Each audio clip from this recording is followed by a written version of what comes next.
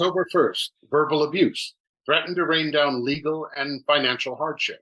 Threatened to report me to Chris Healy from NDOW, Nevada Department of Wildlife. Viciously and vehemently refused to remove her name from parents' joint U.S. bank account, recommended by attorney Steve Moss, while in his office. She writes a personal check to herself for $1,750, causes account to be overdrawn. October 3rd and 4th, I closed the joint account and opened a new account at U.S. Bank. October 17th, text message. My wife and I received this text message at 11:30 p.m. Quote, I hope Roger has his disability in order.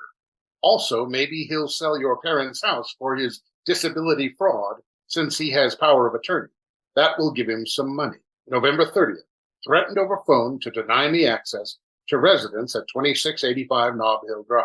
She illegally enters residence and room and removes various personal property, medical records, legal documents, journals, files, miscellaneous mail, etc. Admitted this to Washoe County Sheriff's Office, WCSO. Unauthorized reopening of parents' U.S. Bank joint account. Removes $3,700, causing account to be overdrawn. Later apologizes for the wrongdoing. My wife and I called Washoe County Sheriff's Office, WCSO, non-emergency, and asked how to obtain a temporary protective order. December 2nd, she places a 911 call to WCSO, Washoe County Sheriff's Office, and falsely reports to dispatch that, quote, my brother is stealing all the personal property from residence 2685 Nob Hill. December 4th, she removes 2 diamond rings from residence, photos, picture frames, and various other items. December 19th, verbal abuse and threatening me to produce keys to home and autos while at Christmas dinner for father at Lakeside Manor Care. I did not engage. She aggressively followed, blocked my way to elevator, and continued to threaten more financial hardship by attorney tod.torvinen. 9 p.m. Wife and I stopped by WCSO, Washoe County Sheriff's Office, to talk about threats and harassment while at Christmas dinner at Lakeside Manor. It was recommended by Washoe County Sheriff's Office to file temporary protective order, TPO. December 20th, she calls 911 emergency dispatch to Washoe County Sheriff's Office. Quote, my brother is illegally residing at 2685 Nob Hill and will not vacate premises. She was out of control, abusive, screaming, get the fuck out of here and take your dogs with you, or I will have all of you permanently removed.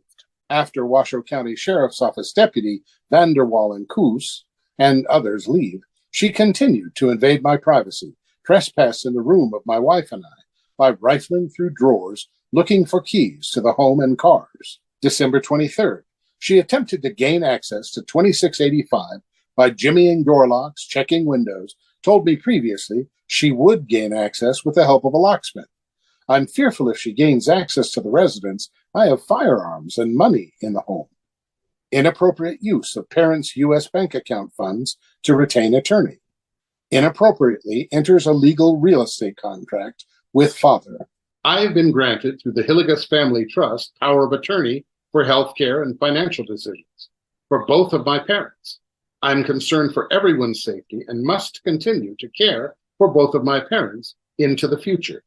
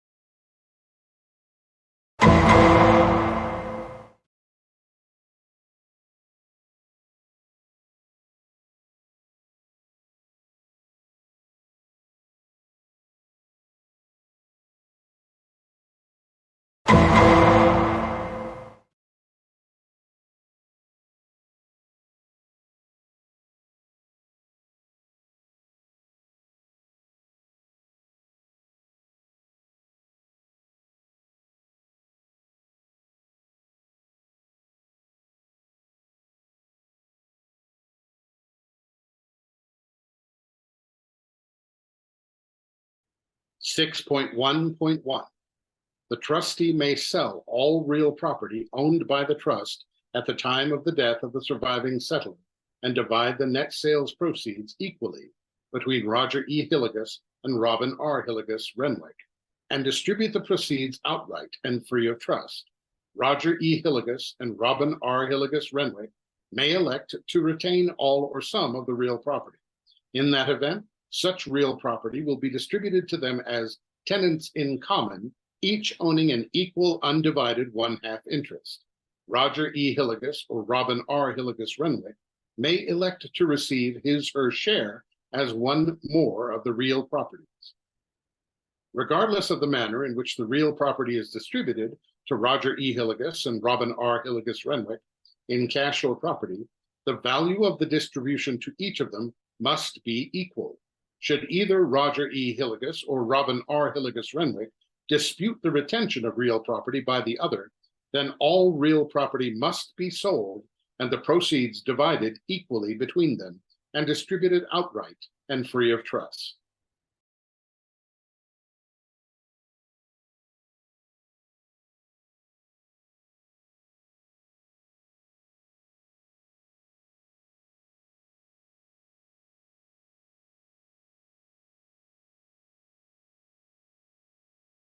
If either H. Eugene Hillygus or Susan L. Hillygus shall die, or shall for any reason fail to qualify or cease to act as trustee, the remaining named individual shall act as trustee. On the death of both settlers, or upon the incapacity of the surviving settlor, Roger H. Hillygus is appointed as successor trustee. In the event the above identified successor trustee is unable or unwilling to serve as successor trustee, Robin R. Hillygus Renwick shall serve as successor trustee.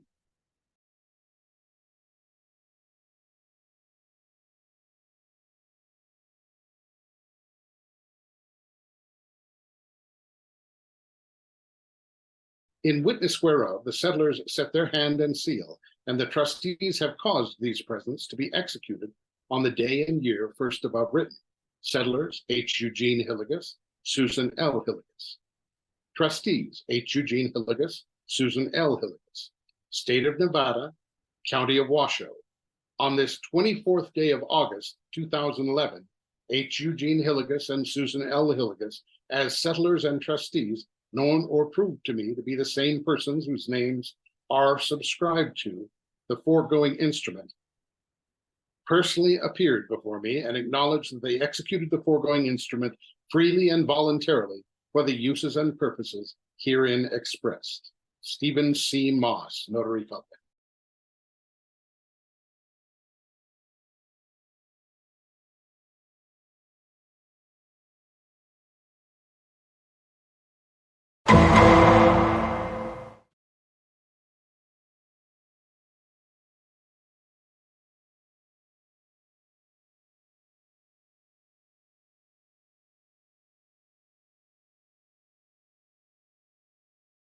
All terms of Hillygus Family Trust, restated, dated August 17th, 1993, shall remain the same, except for the following. 1. The existing terms of Section 9.1.2 are deleted in their entirety and replaced with the following. 9.1.2. If either H. Eugene Hillygus or Susan L. Hillygus shall die or shall for any reason fail to qualify or cease to act as trustee, the remaining named individual shall act as trustee. On the death of both settlers, or upon the incapacity of both settlers, or the surviving settlor, Adam Clark is appointed as successor trustee.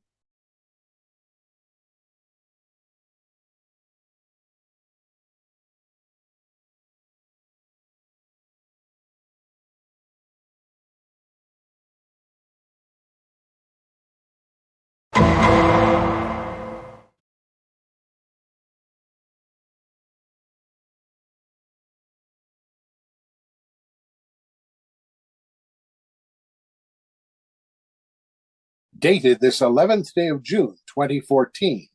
Take note of the date here, specifically the year. It says dated this 11th day of June, 2014. From the Law Office of Tod.Torvinen, chartered, Tod.Torvinen, Esquire, attorney for Robin.Renwick. Certificate of Service. Pursuant to NRCP, Nevada Rules of Civil Procedure 5B, I certify that I am an employee of the law office of Tod.Torvinen, and that on June 11, 2013, I served a copy of the foregoing document on the parties identified below by using the ECF system, which will send a notice of electronic filing to the following: Steve Moss, Esquire, Michael Springer, Esquire. Take note of the date here on the certificate of service, specifically the year. It says June 11th, 2013. Typo?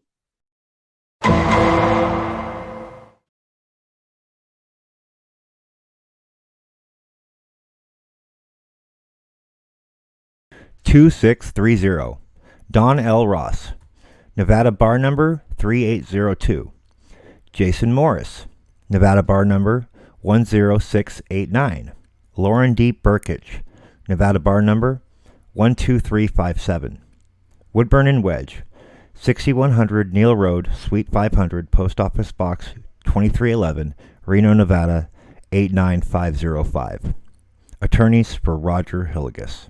In the Second Judicial District Court of the State of Nevada in and for Washoe County, in the matter of the Hillygus Family Trust, dated August 17, 1993.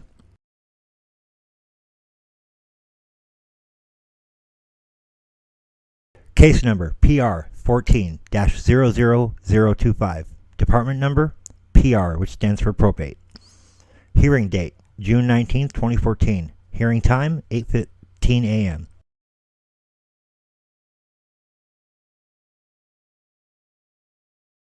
Objection to petition regarding administration of revocable trust.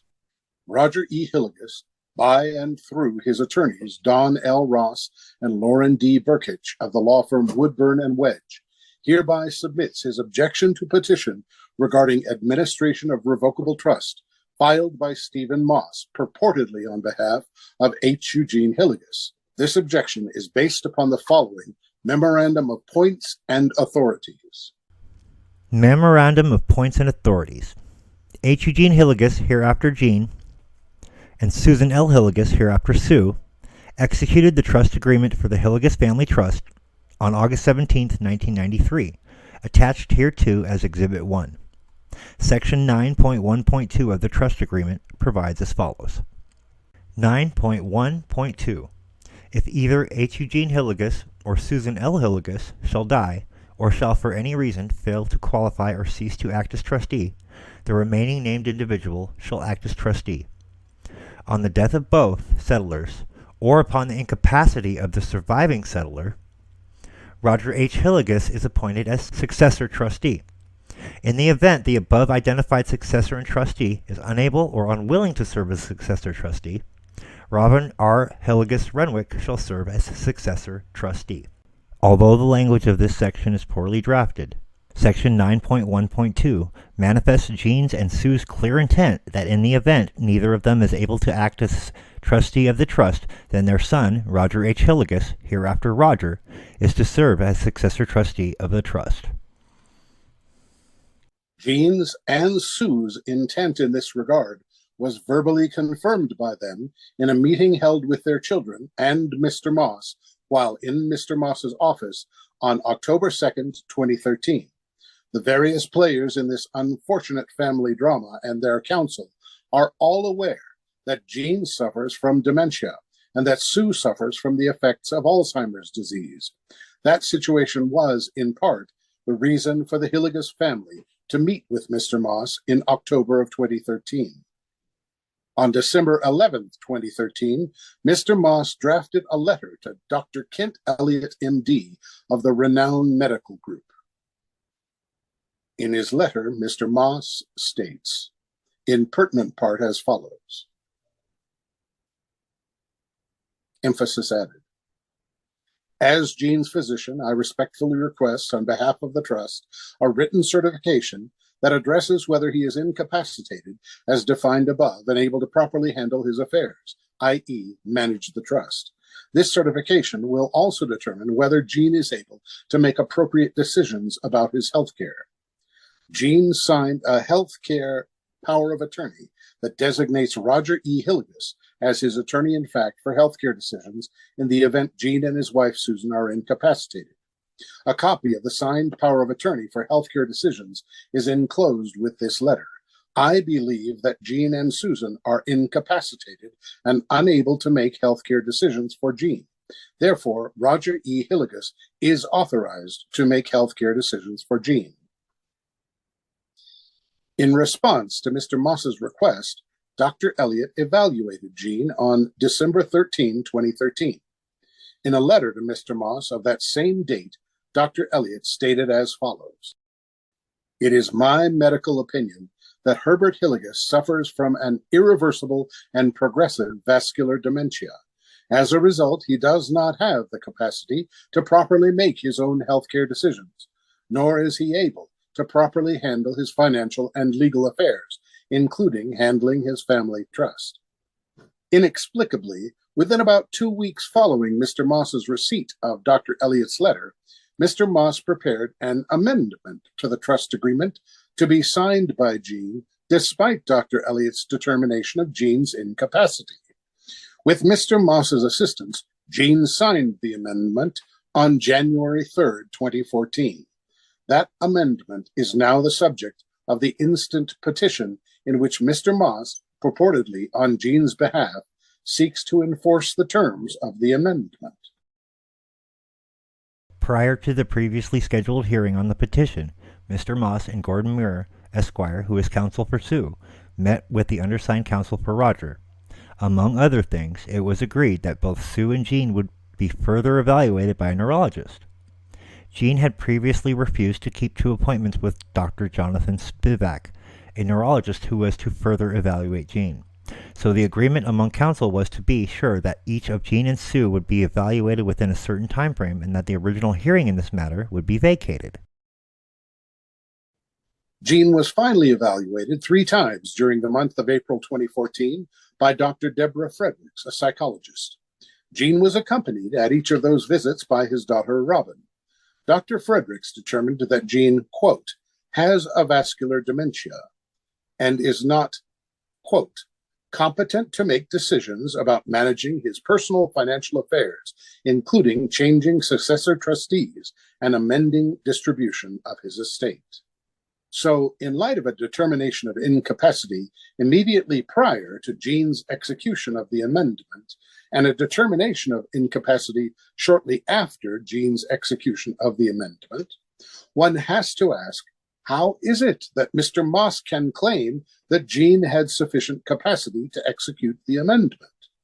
We also need to ask why we are exhausting this family's very limited resources to litigate this issue. It simply makes no sense. Sue was out of town and was not consulted regarding the amendment to Gene's and Sue's joint trust, nor was Roger Hillygus ever consulted. Roger is the person who is appointed to act as Sue's attorney in fact pursuant to a validly executed power of attorney, prepared by Mr. Moss. Article 4 of the trustee agreement provides in pertinent part as follows. 4. Write, amend, or revoke. The settlers may, by a written instrument, signed, acknowledged, and delivered to the trustees during the settler's life, revoke this agreement in whole or in part, and amend it from time to time in any respect. This language requires that an amendment be signed by both settlers. Nowhere in the trust agreement does it say that during the settlers' joint lifetimes, one settler can amend the trust agreement. This is standardly the case. It is a joint trust, and all amendments must be made jointly while both spouses are alive. After Gene moved out of the marital residence, Roger and his wife, Debbie, moved in so that they could care for Sue. Sue prefers to live in her home, and it has been suggested that maintaining her routine and having stability is beneficial to her. Roger and Debbie selflessly left their home in Dayton to move to Reno to assist Sue.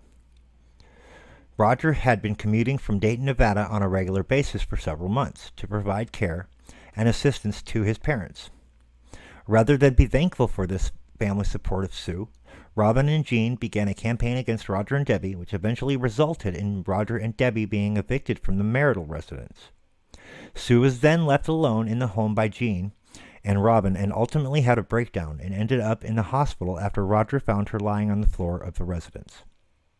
Throughout this period, Mr. Moss repeatedly advocated Jean's position that Roger could not live in the home to care for Sue, that Sue should leave the marital residence, and that the home should be sold. Therefore, notwithstanding Mr. Moss's original representation of both Jean and Sue, since mid-December 2013, Mr. Moss has undertaken to represent Jean alone without regard to Sue's interests or desires. Because of his prior representation of both Jean and Sue, Mr. Moss had an ethical duty to withdraw from representing either of them at the moment Sue's and Jean's interests diverged.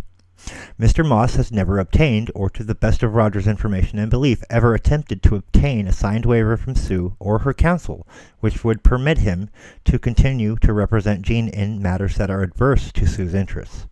Mr. Moss was reminded of his duty to withdraw by the undersigned in mid-January 2014, and again in February of 2014. Once both Jean and Sue had been deemed incompetent by two doctors, Roger assumed his duties as trustee. See Notice Confirming Appointment of Successor Trustee, attached hereto as Exhibit 2.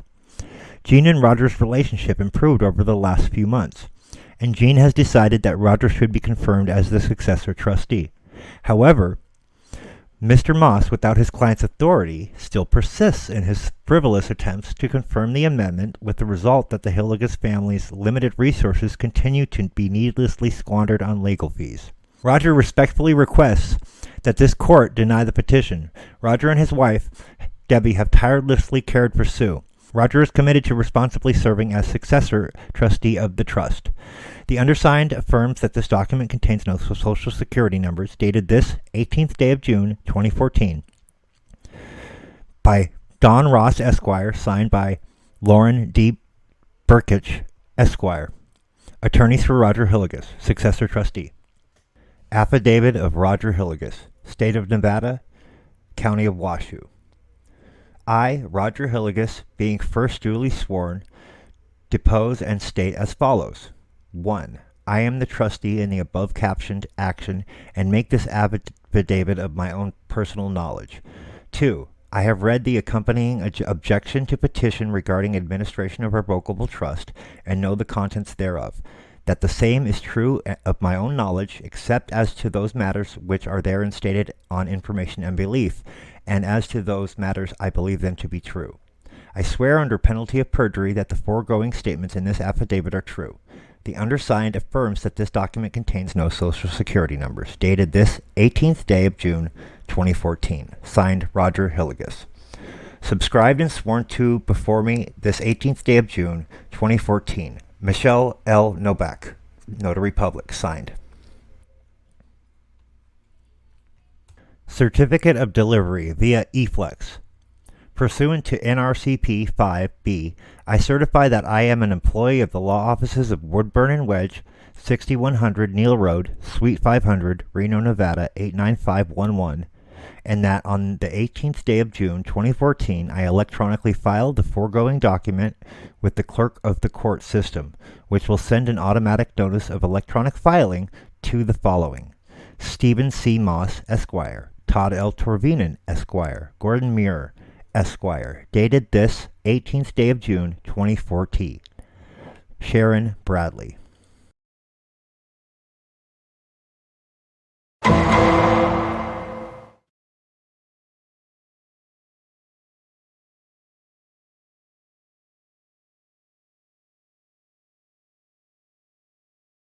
This is the Hillygus Family Trust restated, dated August 17, 1993.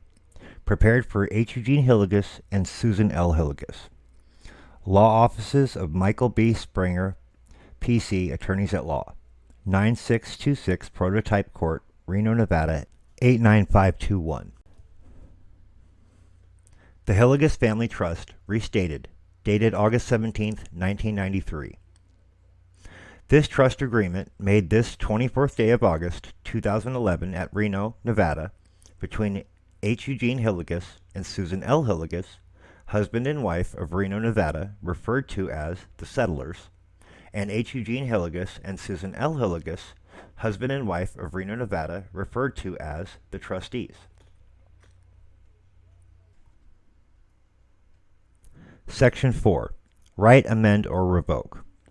The settlers may by written instrument, signed, acknowledged, and delivered to the trustees during the settler's life, revoke this agreement in whole or in part, and amend it from time to time in any respect except that the duties and compensation of the trustees shall not be materially changed by any amendment without the trustees' written approval. Settlers acknowledge that each has transferred separate and community property to the trustee. This transfer does not change the character of the property transferred to the trust, and either settler may remove his or her separate property from this trust at any time and for any reason. The trustee, upon demand, shall transfer the settler's separate property to him or her. 6. Death of surviving settler. 6.1. The settler, Herbert Eugene Hillygus, has one child over the age of 18 from a prior marriage, namely Randall M. Hillygus. Settlers purposely direct that nothing in this trust is to be distributed to Randall M. Hillygus, and he is deemed to have predeceased both settlers. The settlers have two children from their marriage, both over the age of 18, namely Roger E. Hillygus and Robin R. Renwick. Neither settler has any deceased issue at the time of the restatement of their trust. After the death of the surviving settler, the trustee shall hold and dispose of the trust property as follows.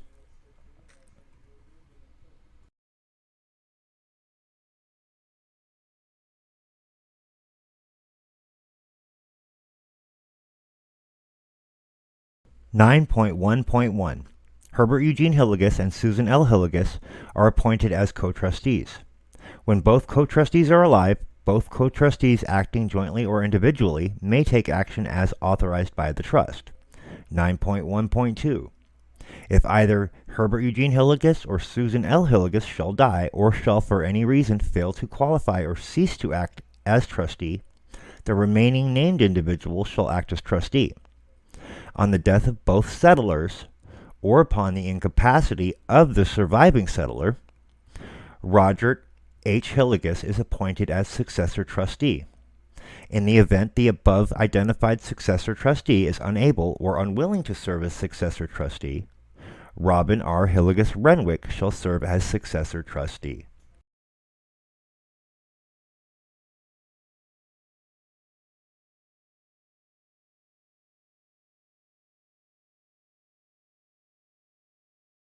(13) Incontestability. If any beneficiary under this trust agreement shall, singularly or in conjunction with any other person or persons, contest in any court the validity of this trust agreement or of the will of either trustor, or shall seek to obtain an adjudication in any proceeding in any court that this trust agreement or any of its provisions, or that such will or any of its provisions is void, or seek to otherwise void, nullify, or set aside this trust agreement or any of its provisions, then the right of that person to take any interest given to him by this trust agreement shall be determined as it would have been determined had that person died prior to the date of execution of this trust agreement. In witness whereof, the settlers set their hands and seal, and the trustees have caused these presents to be executed on the day and year first above written. Settlers: Herbert Eugene Hillygus, H. Eugene Hillygus, signed.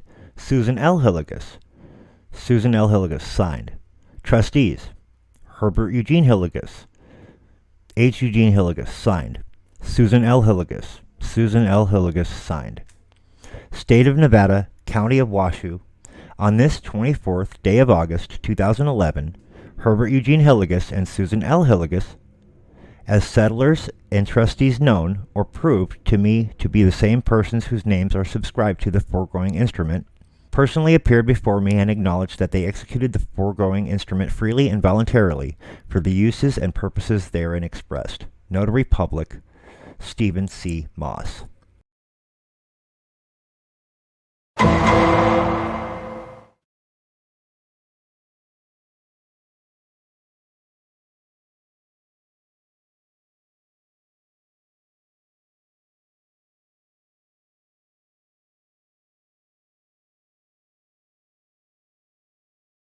Encounter date, May 1st, 2013. Reason for visit, established care, new patient, possible dementia.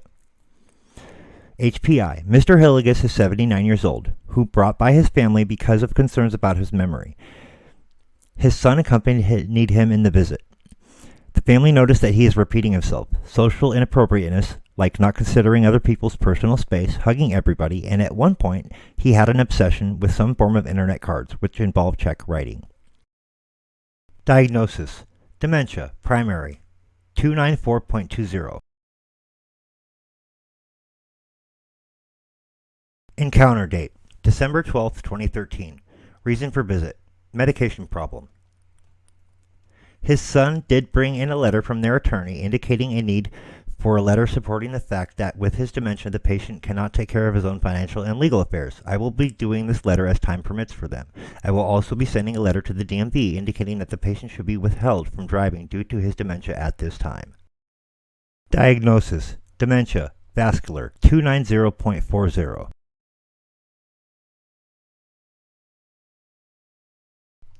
Physician certificate with needs assessment.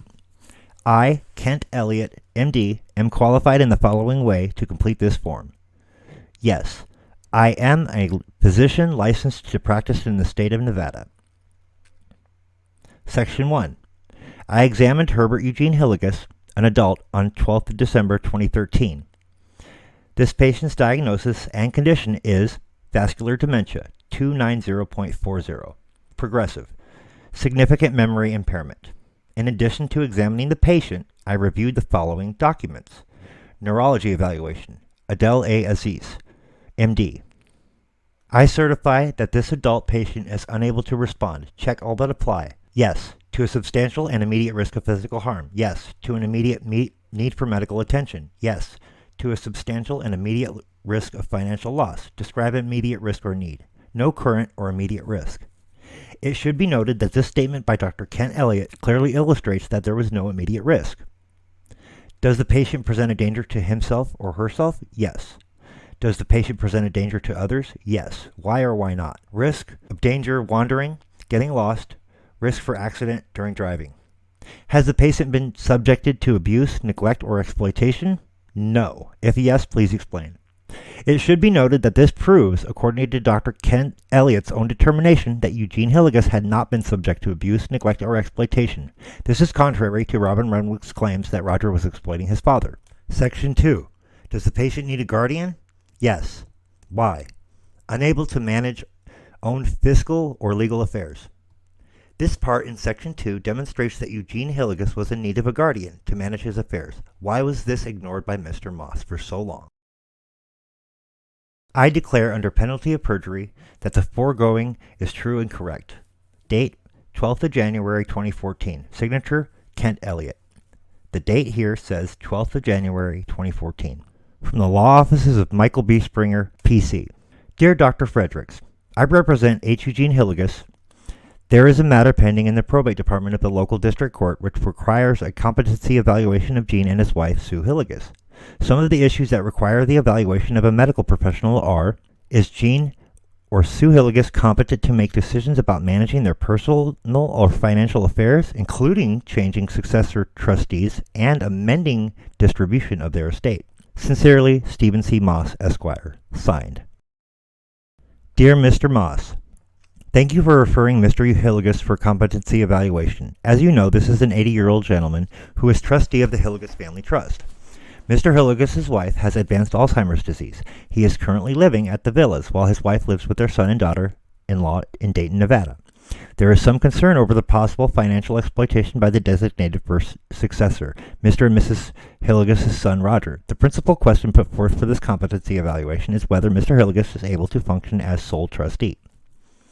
Mr. Hillygus was accompanied by his daughter, Robin.Renwick, on 3 occasions: 4/2/2014, 4/29/2014, and 4/30/2014.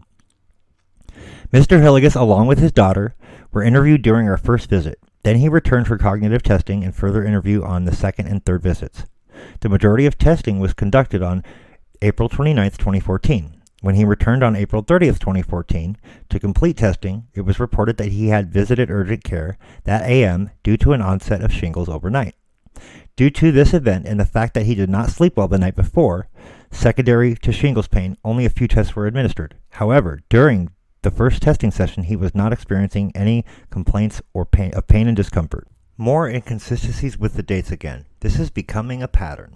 Primary care physician is Dr. Elliott, MD. Review of Dr. Elliott's notes for January 14, 2011 indicates a history of prostate cancer, hypertension, hyperlipidemia, gout, hip replacement, and vascular dementia. He has seen Dr. Aziz and is currently under the care of Dr. Spivak, MD, a neurologist.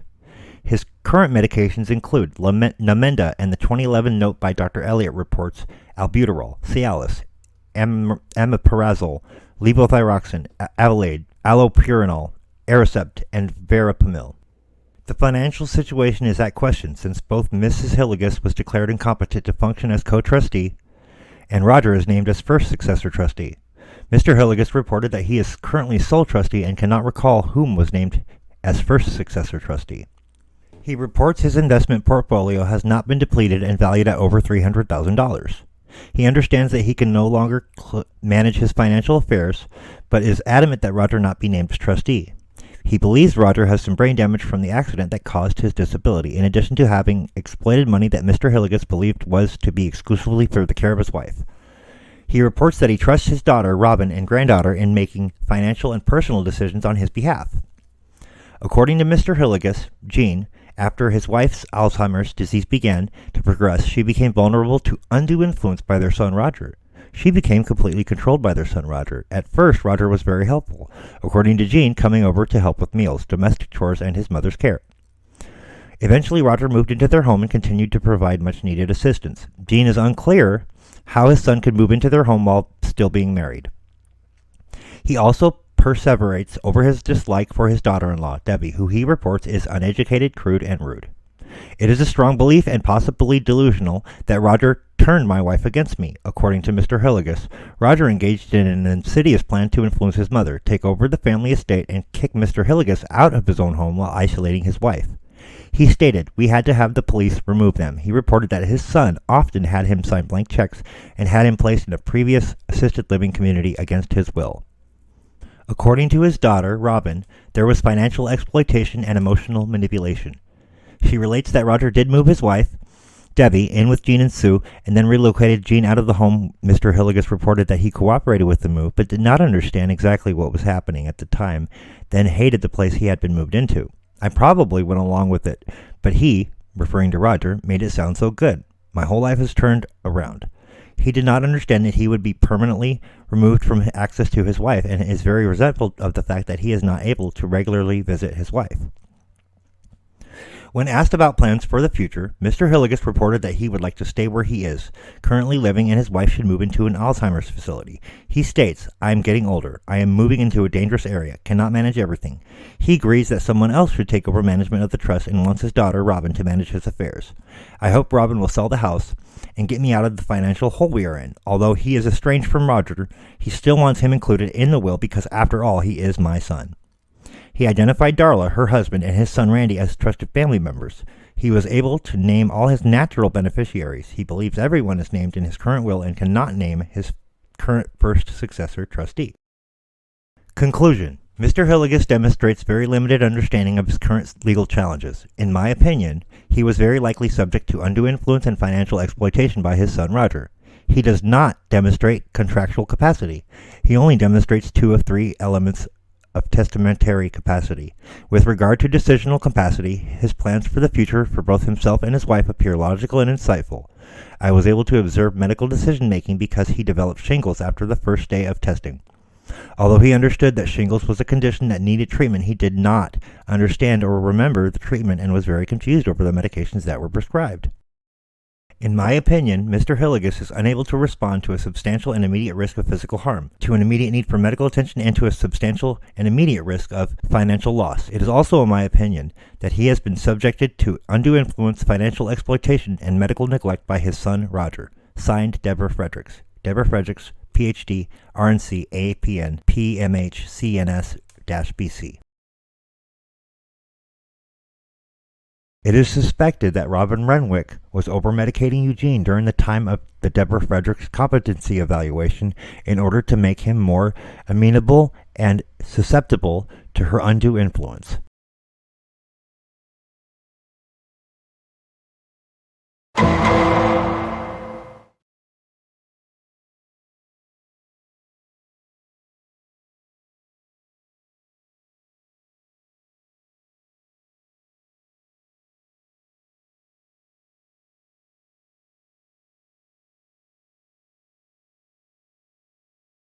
Opposition in part to oral motion for the appointment of guardian ad litem.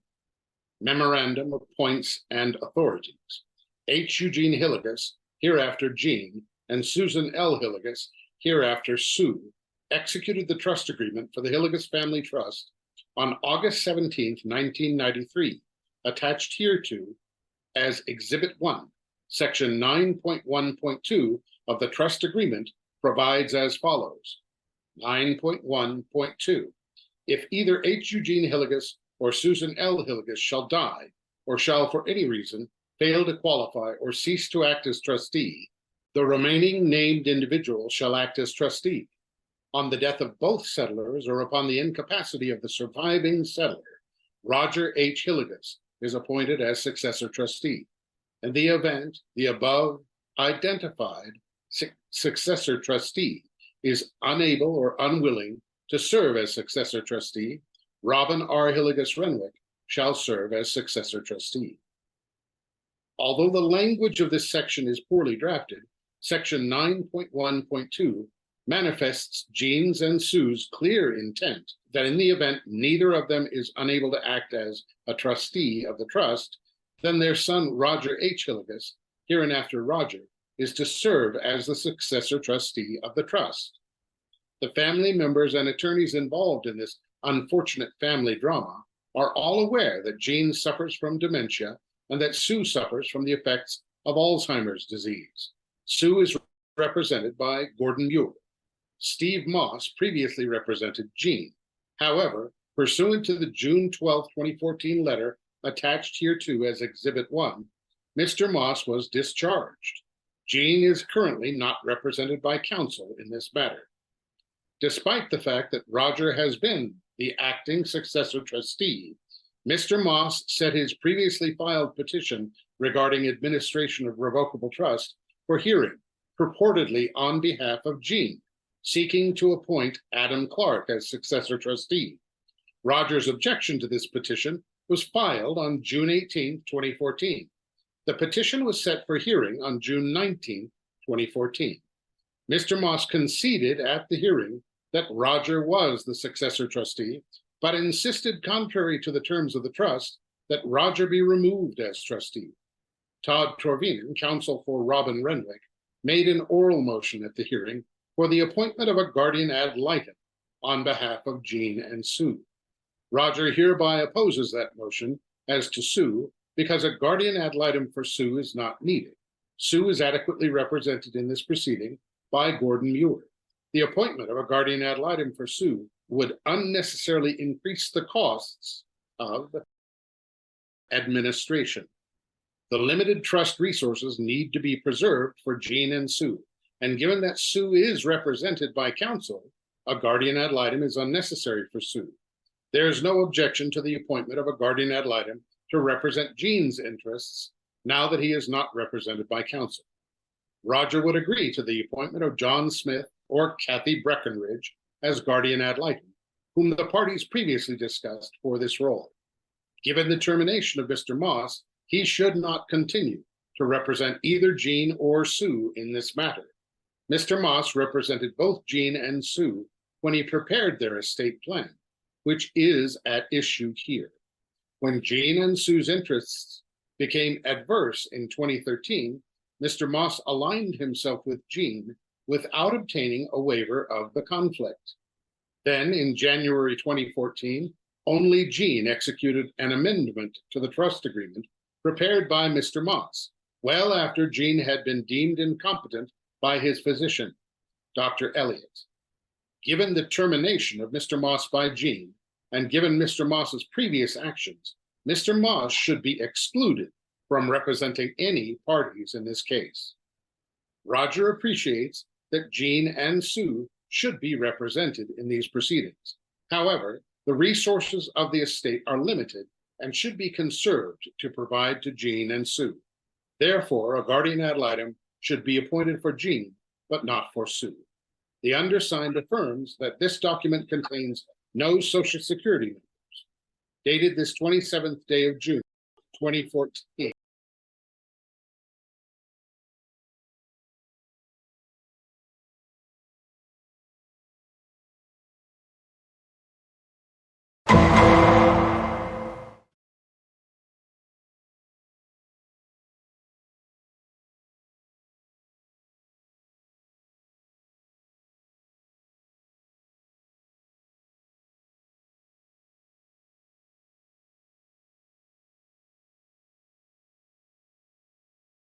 Date 6/12/2014.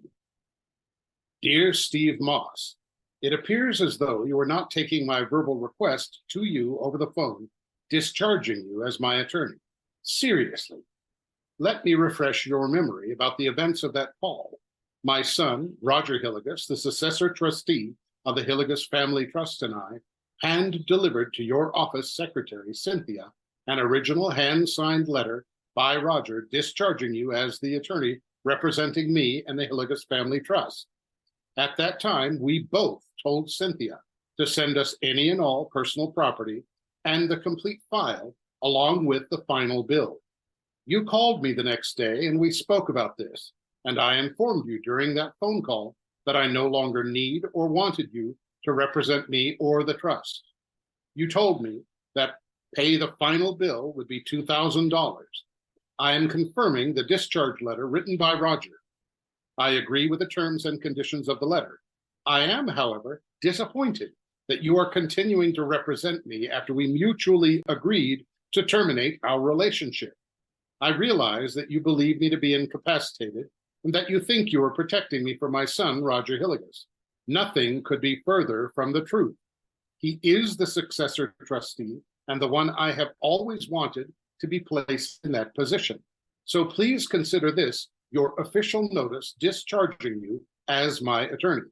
You are to cease and desist from any further actions, hearings, or petitions with the court on my behalf or by representing any family member.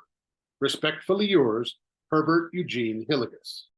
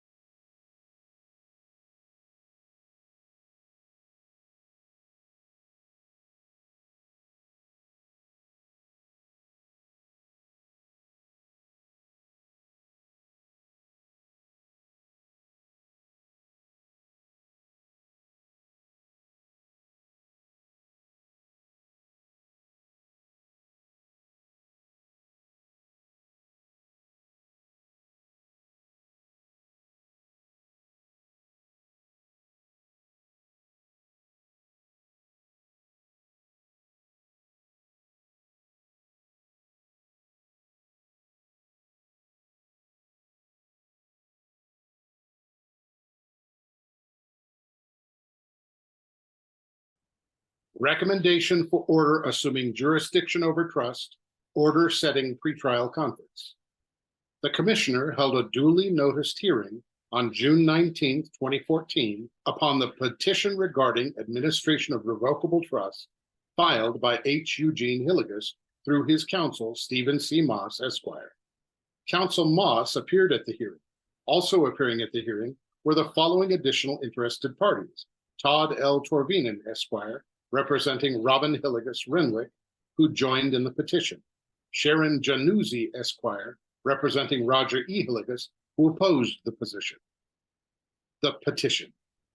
Sharon Januzzi, Esquire, representing Roger E. Hillygus, who opposed the petition. Not appearing was Susan Hillygus, co-settler of the trust, nor her counsel, Gordon R. Muir, Esquire, although the court is informed that he is still counsel for Susan Hillygus. The matter is contested. The commissioner therefore scheduled the parties for a pre-trial. The matter is contested. The commissioner therefore scheduled the parties for a pre-trial conference on July 1st, 2014 at 4 p.m. before Department 4 of this court, the Honorable Connie J. Steinheimer presiding. The commissioner made the following additional recommendations. The court assumes jurisdiction over the Hillygus Family Trust, dated August 17, 1993. The court declines to confirm the appointment of any successor trustee, although the record indicates that the same may have become necessary based upon the incapacity of both settlers, H. Eugene Hillygus and Susan L. Hillygus. Instead, the pretrial conference date was expedited so as to allow these issues to be addressed soon, if necessary. The court further declines to act upon the oral motions to appoint a guardian ad litem for either settler, and instead allows the opposing party, Roger E. Hillygus, to file his written opposition to that motion. Nothing in this portion of the recommendation, however, constitutes a finding that would bar a party from seeking further relief in this area or in continuing to pursue the pending petitions for appointment of adult guardians if the same becomes necessary or appropriate.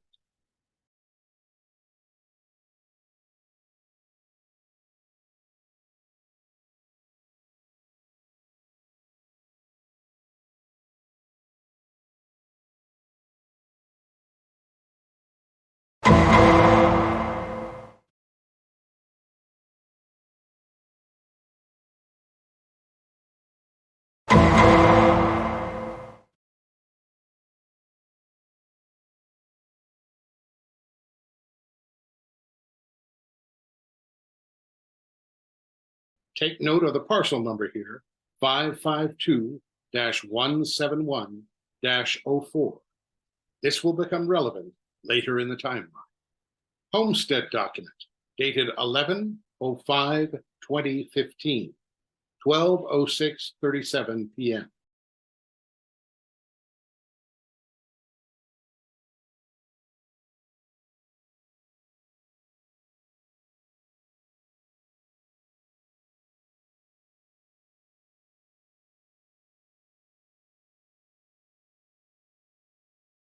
February 20th, 2017, the request for submissions of motion for dismissal with prejudice and award of attorney fees for fraud upon the court, originally filed August 3rd, 2016. Respondent repeats allegations that Mr. Torvinen, Ms. Renwick, and Mr. Moss colluded to improperly initiate PR 14-00025. Ms. Renwick and counsel inappropriately utilized the trust funds. Ms. Renwick is unfit to serve as a guardian, and respondent disagrees with the stipulation placed on the record on February 23rd, 2015 by respondent's former counsel.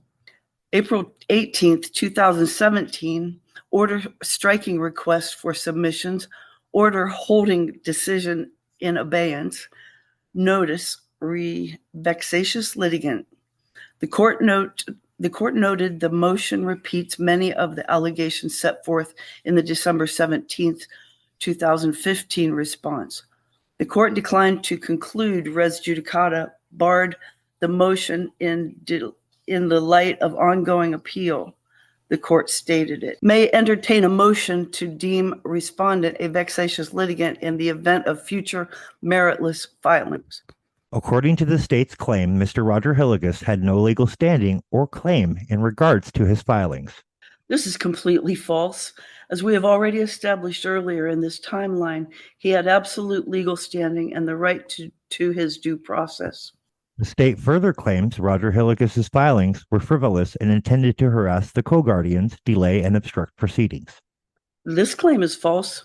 Mr. Roger Hilligus's filings were not intended for any other purpose than his right to due process, which was being deprived by the state. This is contrary to the judge's oath of office, which states they must uphold and defend both the state and U.S. constitutions. The court denied 2 previous attempts to deem Mr. Roger Hilligus a vexatious litigant before approving the third, and the state further claims that such accommodation is no longer merited. This is completely false. The court has repeatedly withheld discovery, exculpatory evidence, and actively deprived Mr. Roger Hilligus of his right to due process under the state and U.S. Constitution, respectively.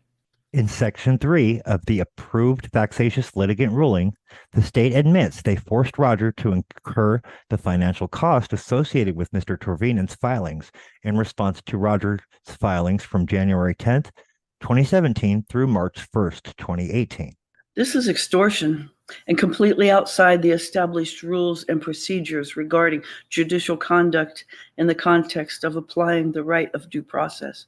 It should further be noted that tod.torvinen and Judge Francis Dougherty were colleagues at WashU Legal Services for 20 years prior to this court hearing.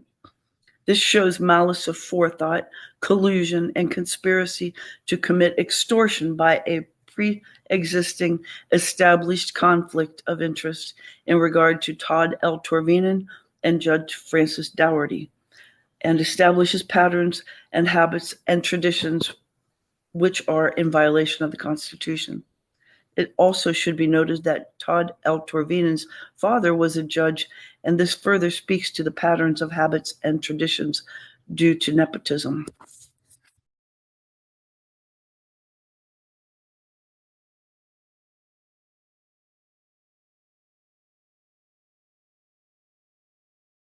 #29. Department D12. Event. Request for submission. Scheduled date and time. August 4th, 2016 at 10:51 a.m. Extra event. Text. Motion to disqualify the Honorable Francis Doherty from hearing the consolidated cases of the Hilligus Family Trust. Event disposition S200. September 9th, 2016.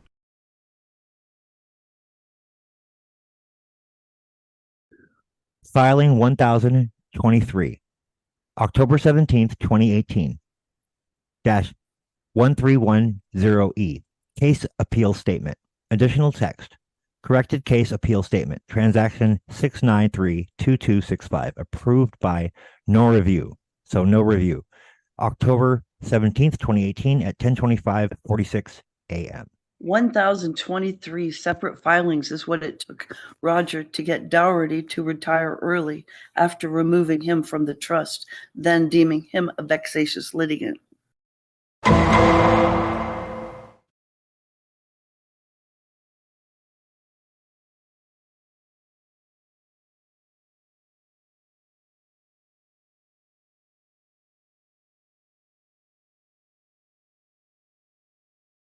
Case number PR 14-00025/GR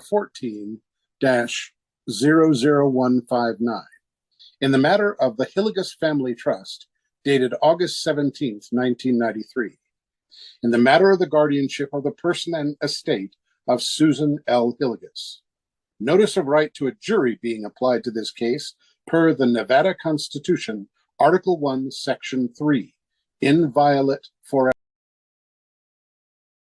Sec. 3. Trial by jury, waiver in civil cases. The right of trial by jury shall be secured to all and remain inviolate forever, but a jury trial may be waived by the parties in all civil cases in the manner to be prescribed by law, and in civil cases, if 3/4 of the jurors agree upon a verdict, it shall stand and have the same force and effect as a verdict by the whole jury, provided the legislature by a law passed by a 2/3 vote of all the members elected to each branch thereof may require a unanimous verdict notwithstanding this provision. Forever. Legal arguments. Arguments why the state, the court, and the petitioners feel they are justified and compelled to keep Susan L. Hillygus incarcerated and isolated in a private locked facility, denying a mother-son relationship. Case number GR14-00159. Second Judicial District Court, Probate and Guardianship Court. Removal of trustee and power of attorney. Judge Commissioner, Judge Egan Walker, Department 7. Reference opposing position statements. Note, the court has discretion to furnish their own jury. As previously noticed, this case shall be decided by a jury per Article 1, Section 3 of the Nevada Constitution. This right is inviolate forever. The Second Judicial District Court has declined to provide a jury as formally requested by the Hillygus family, so that responsibility falls to the son, Roger Hillygus, per the 10th Amendment. At any time, the court may schedule a jury hearing which would render a jury provided by We the People Court Services void. Nothing in the NRS statutes in Nevada District Court rules prohibit the court from providing a jury. 2. Petitioners assert that the son is dangerous, mentally ill, and exploiting his mother. The petitioners have failed to prove any mental defect or any of their slanderous accusations. Petitioners, when ordered, produced zero discovery evidence. There is no opinion, testimony, or affidavit by a licensed healthcare provider in this case. This case is ripe for due process, which is lacking in this case. 3. Petitioners assert that the son who is residing in the familial home caring for the parent is unfit and or incapable of providing care and supervision. 4. The Nevada Attorney General has until c.o.g. Wednesday, June 5th, 2019, to propose additions or subtractions from paragraphs 2 and 3. No response shall be considered a consent with the arguments made herein, and the evidence shall be presented immediately to a jury. 5. Petitioners have failed to provide any clear and convincing evidence. Respectfully submitted, S. Roger Hillygus, Roger Hillygus, son, retired Nevada Public Safety Civil Servant. This document is being submitted with guidance from We the People Court Services. https://www.wtpcs.org. Thursday, May 30th, 2019. Liberty and justice for all. I hereby certify that on this 30th day of May 2019, I served a copy of the following documents: Declaration of Jury Process by eFlex mail. Sufficient paid FCCS and or by hand delivery as follows. 1. Attorney tod.torvinen, 232 Court Street, Reno, Nevada, 89501. 2. Attorney Keith Tierney, Esquire, 527 California Avenue, Reno, Nevada, 89501. 3. Attorney Ryan Earl, 548 West Plum Tree. 3. Attorney Ryan Earl, 548 West Plum Lane, Suite B, Reno, Nevada, 89509. 4. Attorney David Spitzer, 199 South Arlington Lane, Reno, Nevada, 89502. 5. Gunderson Law Firm, John Funk, 236 Warren Way, Reno, Nevada, 89502. 6.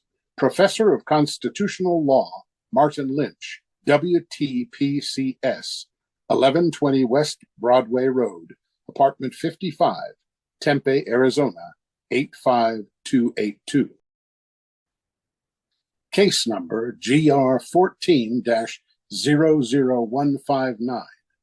Second Judicial District Court, Probate Court. Removal of trustee, removal of power of attorney, POA. Judge Commissioner, Judge Egan Walker, Department 7. Reference opposing position statements. Note, the court has discretion to furnish their own jury. Legal argument. As previously noticed, this case shall be decided by a jury per Article 1, Section 3 of the Nevada Constitution. This right is inviolate forever.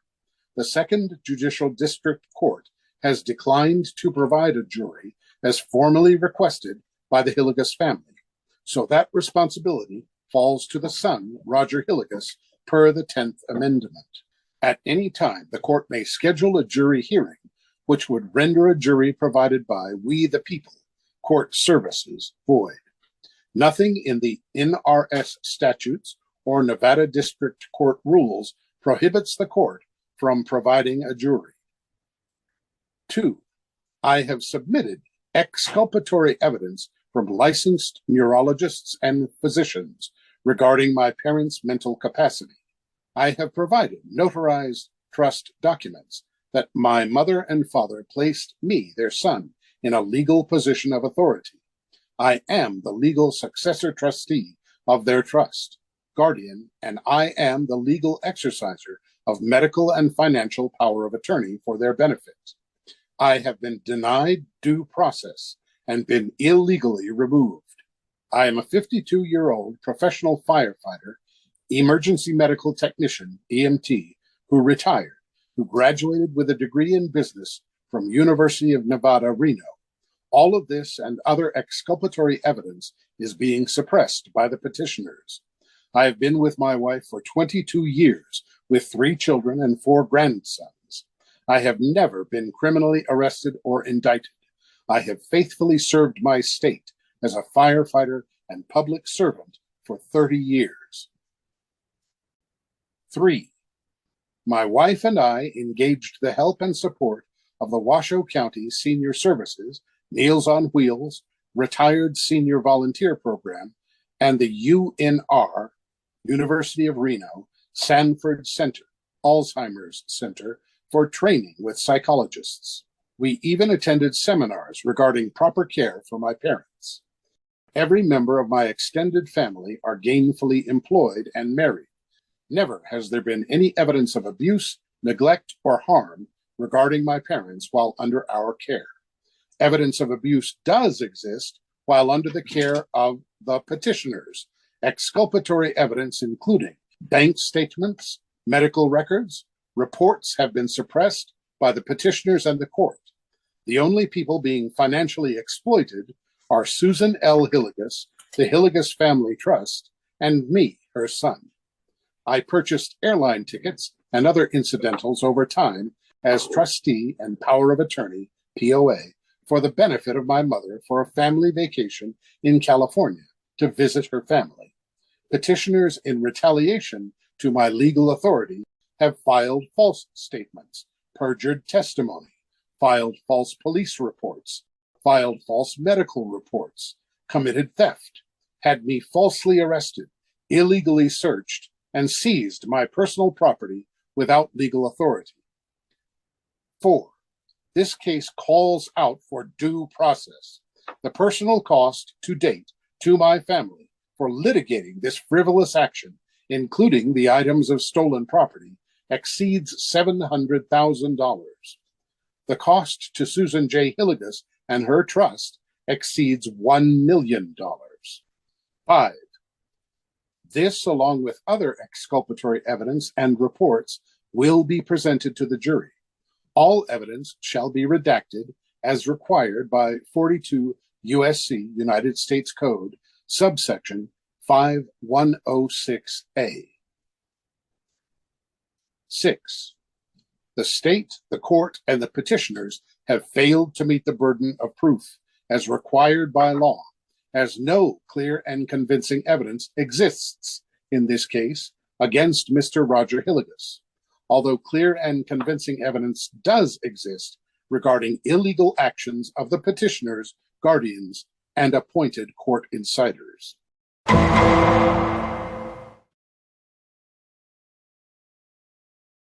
A jury is being applied to this case per Nevada Constitution, Article 1, Section 3, inviolate. Opposing position statements A and B. A. why the state is compelled to remove the son as trustee, case number PR 14-0025, and must institutionalize and isolate mother by court order, case number GR 14-0159. The Second Judicial District Court has declined to provide a jury as formally requested by the Hillygus family, so that responsibility falls to the son, Roger Hillygus, per the 10th Amendment. At any time, the court may schedule a jury hearing which would render a jury provided by We the People Court Services void. Nothing in the state statutes or court rules prohibits the court from providing their own jury. If opposing counsel disagrees and wishes to change the following items of which son is being accused, then those changes must be submitted by C.o.g. Friday, June 28, 2019. Whatever accusations against son result shall be submitted to the jury thereafter. 1. Son is accused of squandering funds, $400 hunting equipment, $400 plane tickets for family trip to California with parents. Both occurred prior to son becoming the trustee. 2. Commingling funds, $1,300. Son's disability check was cashed at father's bank. 3. Son did not have a house to live in. 4. Son was not disabled and was falsely collecting disability. 5. Adult Protective Services regarding complaint of mother's misidentification while she was in the hospital. 6. Registered nurse R.N. Deborah Fredericks wrote an 11-page report accusing son of medical and financial abuse. Nurse Fredericks did not file a sworn affidavit, nor was she ever examined under oath. 7.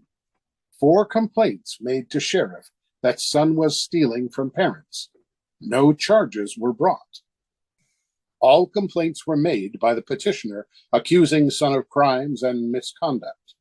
Closing arguments. Son is dangerous and unfit based upon allegations listed above. A. Why no clear and convincing evidence exists which compels the state to protect surviving mother from her son. To remove the son as trustee, case number PR 14-0025, and institutionalize and isolate mother by court order, case number GR 14-0159. 1. Squandering funds. $400 plus $400 equals $800. The lawyers have charged $500,000 to litigate this case. 2. Commingling funds, $1,300. Son cashing his check at father's bank is not commingling. The accusation is nonsense. Son was never accused or charged with a crime. 3. Son's residence was, has been, and still is as listed above. Refinancing and homelessness are not the same thing. 4. Son was injured on the job and determined to be disabled by an MD, medical doctor. Allegations to the contrary was investigated and determined by the state AG, Attorney General, to be false. 5. Complaint to Adult Protective Services regarding mother's misidentification while in the hospital was investigated by Adult Protective Services, APS, and determined to be frivolous and false. 6. The report by Nurse Deborah Fredericks was created based upon hearsay evidence. Son was never interviewed. This is in keeping with other reports fabricated by Nurse Fredericks in numerous similar cases. Nurse Fredericks has a $900 financial conflict of interest. 7. As the trustee, son moved household furnishings to where they were needed to provide for mother. The lawyers have charged over $500,000 to litigate this dispute.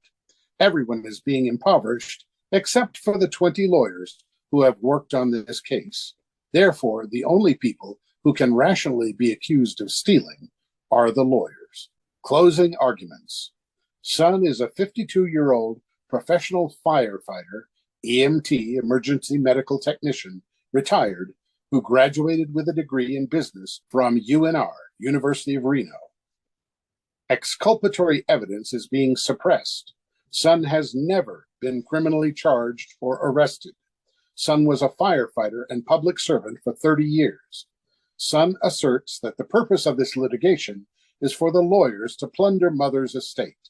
This is based on the evidence of the $500,000, which has already been consumed by the lawyers and their friends. Mother still owns her home, but the lawyers are trying to sell that, so they may then plunder everything.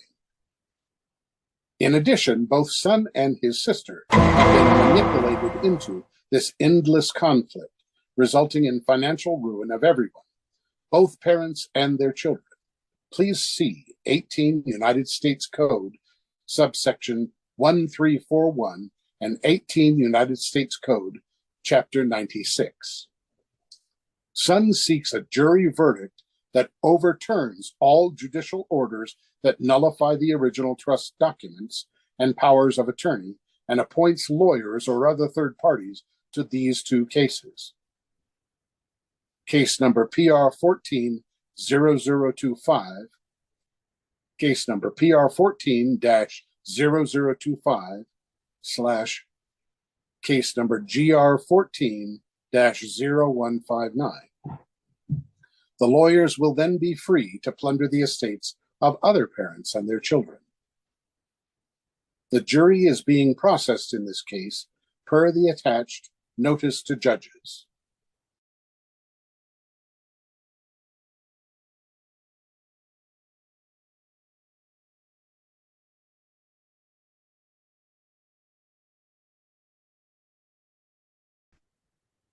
We the People Court Services, Liberty and Justice for All, https://www.wtpcs.org, June 24th, 2019. Notice to judges, limited supplemental jury process in all state, civil, family, juvenile, guardianship, and probate courts, self-effectuating. Absolute power corrupts absolutely. So the founders created a system of intricate checks and balances. Did the founders forget about judges? Where is the limit of the power of any judge to 1, take your children, 2, take all your money, 3, throw you in jail? It's right here. 1, command authorities. 1.1 Nevada Constitution, Article 1, Section 3. Right to a jury is inviolate. All states use inviolate. 1.2 U.S. Constitution, 7th Amendment. Right to a jury is preserved, shall not be re-examined. 1.3 U.S. Constitution, 10th Amendment. Where government has discretion, rights become self-effectuating. 2 supporting authorities. 2.1 State statutes. No law prohibits juries in these courts. If it did, it would be irrelevant.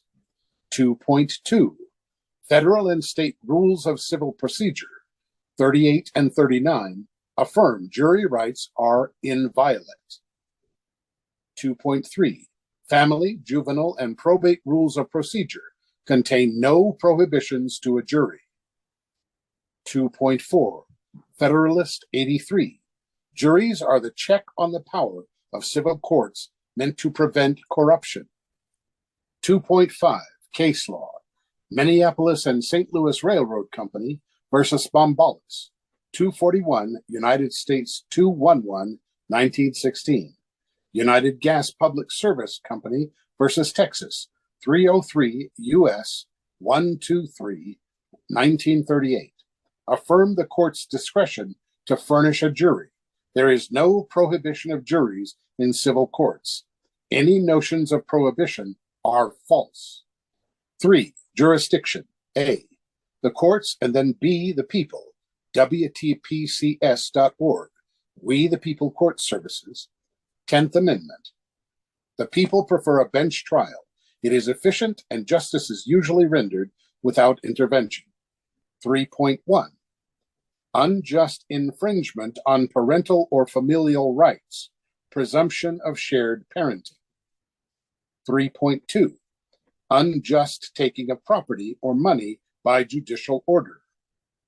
3.3, unjust or excessive incarceration or detention. 3.4, gag orders. The purpose of the First Amendment is to criticize the government. For any of the above lingering matters, a litigant should petition the court to schedule a hearing where the people exert their just authorities over these matters via a jury furnished by the court. 3.5. At the court's discretion, the people via WTPCS, We the People Court Services, may furnish their own juries in a scheduled court hearing or otherwise per rules established by the people to best preserve due process. 3.6. WTPCS, We the People Court Services, has discretion to provide or not provide a jury based on the merits of the case. Judges are encouraged to apply findings of fact and conclusions of law to judicial orders so that juries are more likely to affirm their orders. 4. Limits on the power of a jury. Court hearings conducted with a jury are subject to normal court rules. Jury verdicts rendered outside of a court hearing may only either affirm the judicial order or strike down a judicial order and provide advice to the court. The verdict may be filed into the case. This supplemental jury panel may not change the order or otherwise make law. 4.1. The judge may do nothing if the order was affirmed or nothing was filed into the case. 4.2. Revise the order to the satisfaction of the parties or in keeping with guidance from the jury. 4.3. Schedule a hearing with a jury whose verdict would then be superior. 4.4. Defy a jury verdict which is the just and guaranteed authority of the people to govern themselves, creating a breach of the Supremacy Clause and the oath per Article 6, Clauses 2 and 3. No judge is required to be a judge and may resign at any time. This would necessitate notifying the governor of a vacancy and seeking a replacement be appointed. Notification of POTUS, President of the United States, to avoid a federal appointment since the judge has resigned and is no longer authorized to exercise judicial powers. Law enforcement, the sheriff, may not enforce orders issued by a former judge or anyone else who is not a judge. The new status of the judge shall be made public so the people may avoid being subjected to a judge who openly defies their oath and the Constitution. These remedies shall become effective on the date indicated in the notice. 5. This process is designed to enhance the confidence of the people in their judiciary with minimal cost and intervention. Most judges are competent and just, and their docket is expected to decrease as cases settle more readily, as opportunities for corruption are reduced. This has been our experience. Over time, a small number of judges may end up finding something else to do.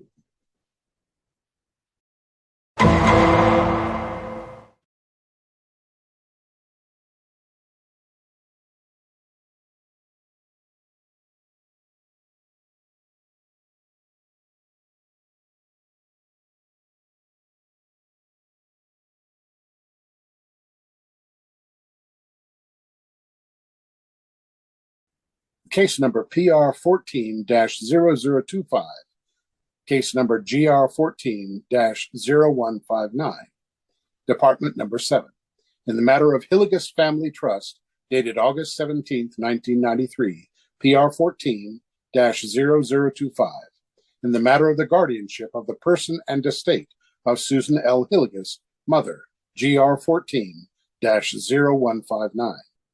Jury verdict and options available to the court. Honorable Judge Egan Walker.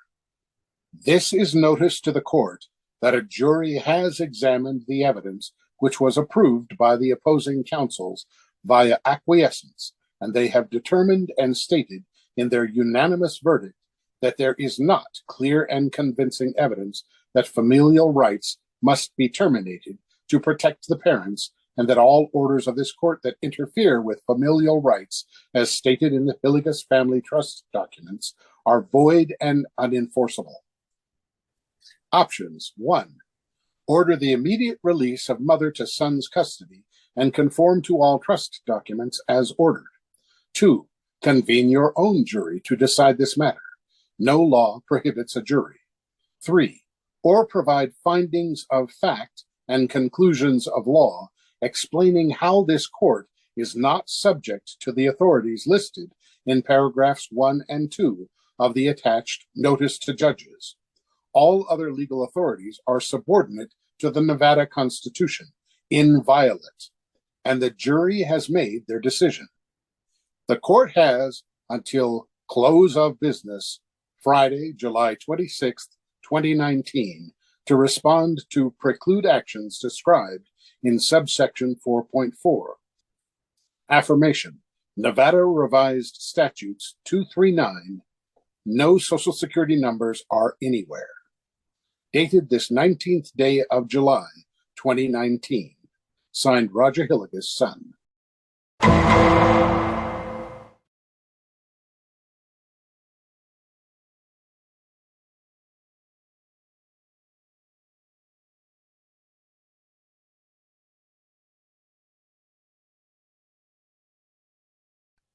Case numbers PR 14-0025 and GR 14-0159.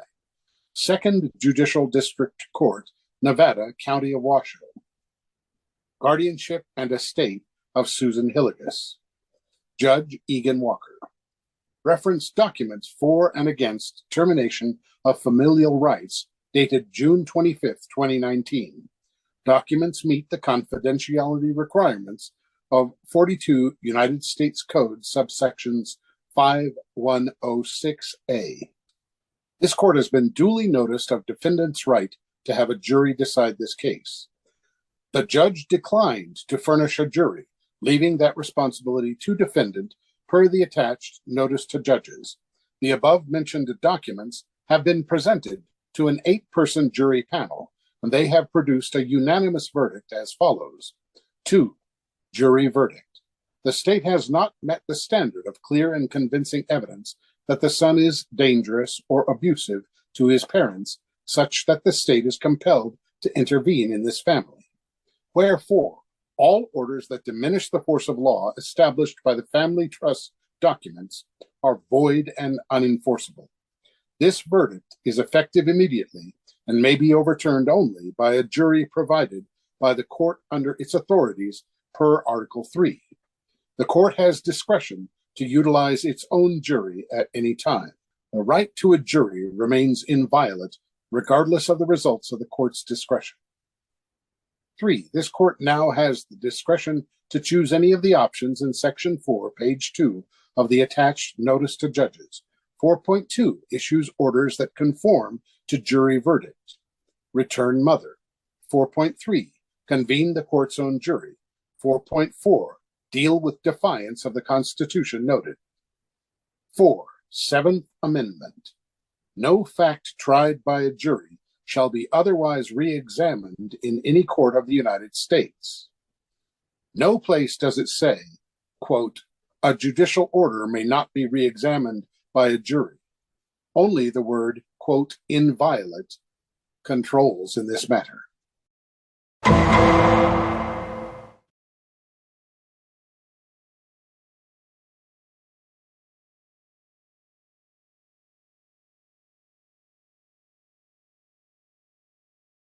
Notice of judgment. The encumbrance of 2685 Nob Hill Drive, Reno, Nevada, 85906. Presiding Judge Egan Walker. This is notice to all concerned that the real property, 2685 Nob Hill Drive, Reno, Nevada, 85906, is subject to sole and exclusive ownership by the Hillygus Family Trust, of which Roger Hillygus is the sole successor trustee. All orders to the contrary, and prior to the verdict rendered on July 11, 2019, are void and unenforceable. Any actions or transfer of title to this property without the current expressed written consent of the trustee, Mr. Roger Hillygus, may either be negotiated to the satisfaction of the trustee or a satisfactory resolution shall be adjudicated in a court of law.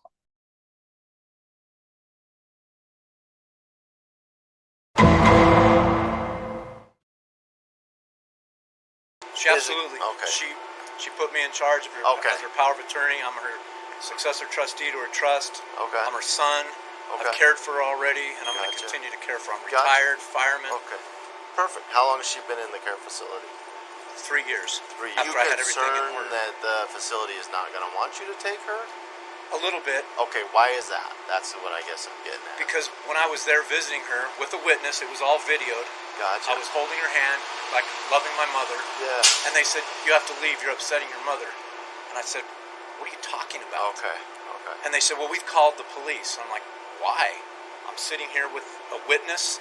It's videoed. She's loving that I'm there holding her hand. I'm not upsetting her. And I cared for my mother for 3 years. Absolutely. And I've lived with her for, a lot of my life, and I want to continue to care for her." Okay. Perfect. Did she voluntarily go into the care center, or was she placed there by somebody? They placed her in there. Who placed her? The guardian that's been now removed from the jury verdict. Oh, okay. So there was another guardian involved. There was one, yeah. Okay. And they placed her there. Yep. And so was there a dispute between you and the former guardian about who should have guardianship of your mother? There was false allegations made against me, but they were investigated, and I was proven to be Gotcha. There was no allegations that were shown to have affected me. Okay. It was investigated. I wasn't convicted. I wasn't arrested. I didn't do anything wrong. I'm not a criminal. No. Okay. So what's the judgment that you got? What's the judgment say? It says that I'm her.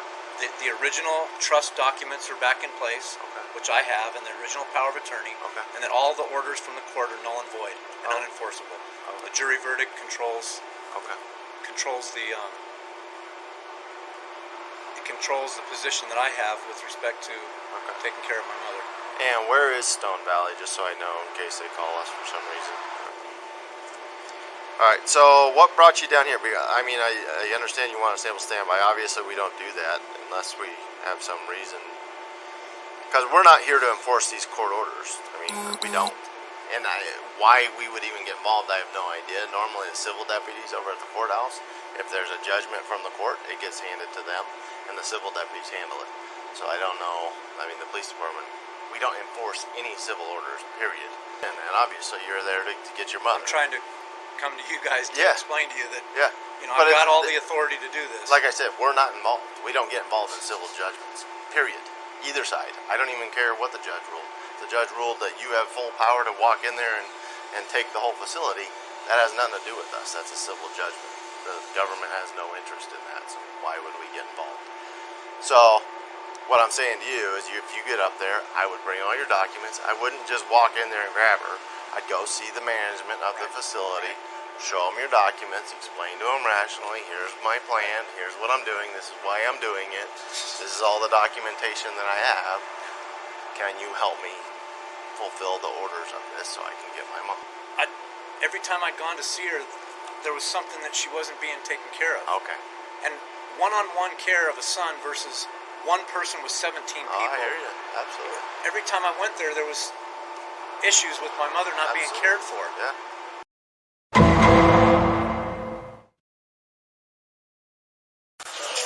So, with Susan's meds, is there anything on this list that, if not taken as prescribed, is life-threatening? Just Ativan, and Risperdal. Can Risperdal cause death in the elderly? Risperdal has been shown to increase the risk of death in elderly patients with dementia. More elderly dementia patients have died from pneumonia, cardiac failure, and stroke, while Risperdal and the increased risk were not related to the dose amount or how long the medication had been taken. Though the exact cause is unknown, patients with dementia may be more at risk as they are unable to report severe symptoms. Because of the number of deaths, the FDA required that a black box warning be added to prescribing information for Risperdal. A black box warning is the most severe warning that can be issued by the FDA and requires that information is printed at the top of prescribing information surrounded by a thick black border. And this one is for the anxiety. Well, nobody's ever died from anxiety that I know of, but No, as I far don't as think any, so. No. Yeah, that's also. It is. Yeah, this is the opposite vitamin D. I don't think so. yeah, that's what I didn't think so. I just wanted to double check with you. No. Okay. This is just are for anxiety. Right. Okay. Thank you. I need you to call down there. 982-5000. Try to get back through to his medical assistant. I need a prescription of lorazepam for that resident. 2:30. Lorazepam. Important warning. Lorazepam may increase the risk of serious or life-threatening breathing problems, sedation, or coma if used along with certain medications. Tell your doctor if you are taking or plan to take certain medications for cough or for pain that contain opiates. Example: codeine, hydrocodone, morphine, oxycodone, tramadol. Your doctor may need to change the dosages of your medications and will monitor you carefully. If you take lorazepam with any of these medications and you develop any of the following symptoms, call your doctor immediately or seek emergency medical care immediately: unusual dizziness, lightheadedness, extreme sleepiness, slowed or difficult breathing, or unresponsiveness. Be sure that your caregiver or family members know which symptoms may be serious so they can call the doctor or emergency medical care if you are unable to seek treatment on your own. At first I thought that he would do that because that's what he's done in the To have past. them fax Try to- us a script for her so that we can get her some medication so she calms down. He is married? He's aggressive. Do you know that the sheriffs had to remove him with the SWAT team from this house? From your mom's house? And the sheriffs wouldn't do it without a court order because he threatened that he had guns. And he does have guns. So if they go out to Dayton, they need to be aware what they could possibly be walking into. And we'll let them know.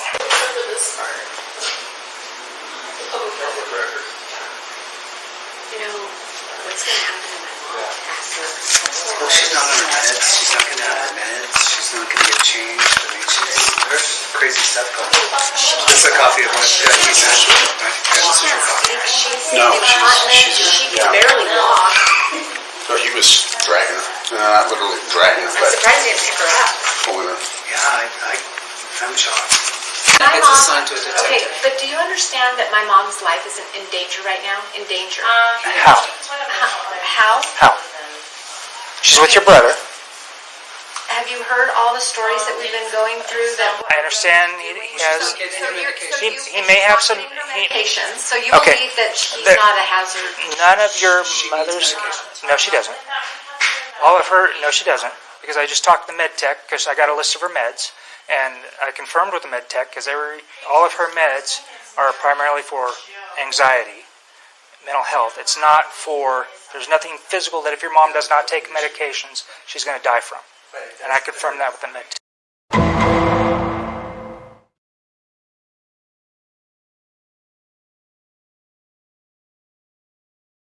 This is the hearing where they got the emergency TPO, which they used as a false basis for persecuting Roger without any recourse of due process and selling the home the day after Roger rescued his mother from Stone Valley Care Facility.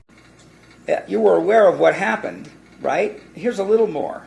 Apparently, he shows up with another goon, and he says, I'm signing Alice out. He goes and gets Mrs. Hillygus, and there's a witness who sees them pulling her, shoving her across the parking lot. He was pinged in Truckee, apparently. Was that this morning or yesterday? Yesterday. And this, really, it's a crime. It's a crime of kidnapping. It could be a crime of, that's a Class B felony, probably. Isolation, elder abuse. Well, problematic. Anyway, I don't want to get sidetracked on that. We're here to confirm the property. I'm sorry I interrupted you. the title company is balking at a close any sooner than 30 days because they're afraid that Mr. Hillygus is going to appeal. And I think this is what I'm about to say is true is a matter of law, that upon sale to a bona fide purchaser in good faith, his cause of action, if any, from this sale is against the trustee and not against the real property. Would you be willing to add that to the order? I'm hoping it gives the title company some comfort so we could get this thing closed sooner. Any objection to that, Mr. Spitzer? No, Your Honor. I would likely sign such a thing. Robin, Before we go too Okay, far down sorry. this, I just want to make sure you don't have any quarrel with this, Mr. Spitzer.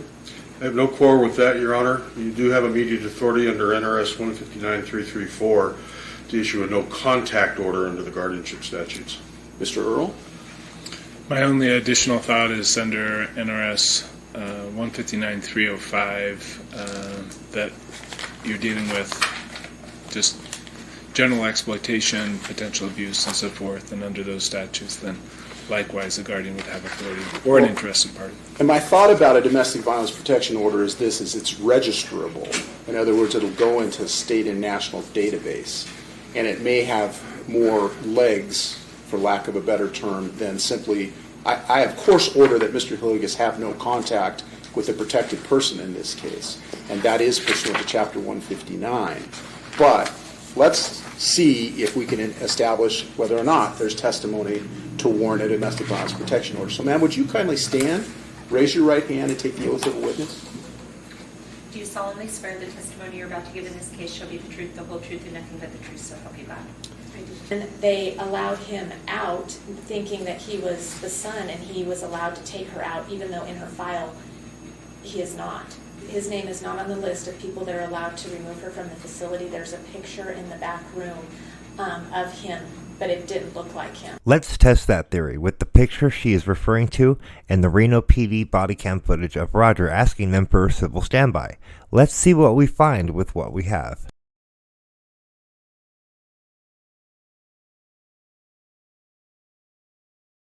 He sure does look the same to me in the picture as he does in the body cam footage.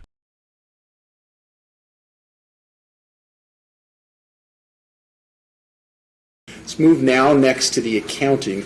With that clarification going forward, I'll approve the accounting. Your Honor, this has been a long tortured road. I understand that. The amounts are high, but in light of the nature of the work required, I don't have an objection. Yeah, I note that fiduciary services fees includes invoices for almost $2,000 of fees just to deal with Mr. Roger Hillygus, for example. And I would suggest, Your Honor, that ultimately the guardian of the estate might attempt to recapture those.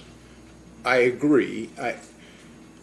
Let me take an aside in this way. I'm deeply concerned about Miss Hillygus and her welfare. I dare say I couldn't overstate your concern. It's apparent that Mr. Hillygus has some active mental health issues going on. The filings I'm receiving now are so far removed from reality as to be almost unintelligible, but cause me concern as to his stability. What I mean by that is I intend, if the law would allow me, to retax that 1947 to Mr. Hillygus, but I don't want to push him or anyone else even farther into delusion or psychosis or whatever else may be going on, and so I just intend to be thoughtful about it. Is my only comment. Your Honor, in my involvement in this case and long observation of Mr. Roger Hillygus, I'm not prepared to reach the same conclusion you are regarding his mental state. He is quite a calculating man. He has adopted the constitutionalist type of attitude that those who've practiced in criminal law have seen over the years in people that are perfectly capable in every other way. In regards to those, Your Honor, I think a cause of action to recoup them by the guardian at some later date might be the most appropriate way to do it. Again, anything we do here is going to be subject to some kind of appeal. Of course. But under NRS 200.310.2, A person who is willfully, without authority of law, seizes, takes, carries, or kidnaps another person is guilty of Class B felony. To find here in open court today that there's PC with regard to that criminal statute, Class B felony kidnapping. I think I would do a disservice to the process in this case if I were to step in out of order any more than I already have. Let me be more clear.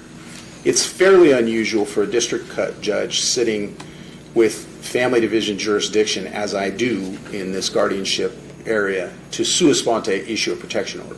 It's been done before. I've done it before. I've never seen a successful challenge to it, and so I believe it's within the jurisdiction of me as a district judge. There is a process, however, in the criminal side. You know, I am now a criminal judge. The law enforcement authorities are going to have to approach the district attorney's office to seek either a warrant for the arrest of Mr. Hillygus, or they will detain and arrest him on allegations of probable cause. It would not be appropriate, I think, for me to opine at this juncture as to whether or not there is adequate probable cause. I just think that would be stepping outside the bounds of my role at this time.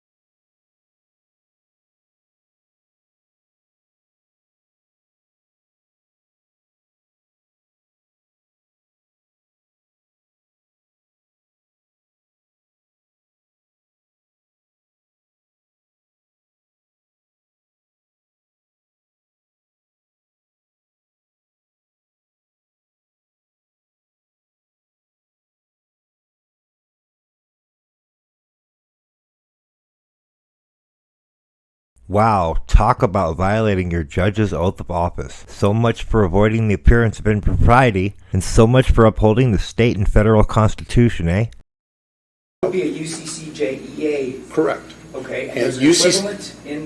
well, the UCCJEA applies in Chapter 159 cases by definition. Right.